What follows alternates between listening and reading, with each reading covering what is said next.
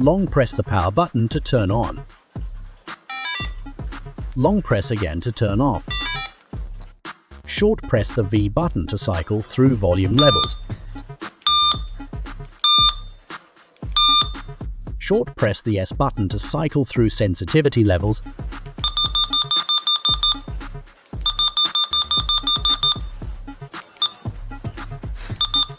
Short press the T button to cycle through tones.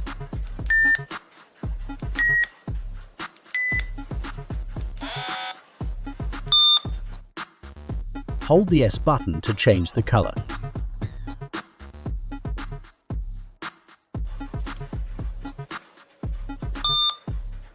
Release the S button when the desired color is displayed.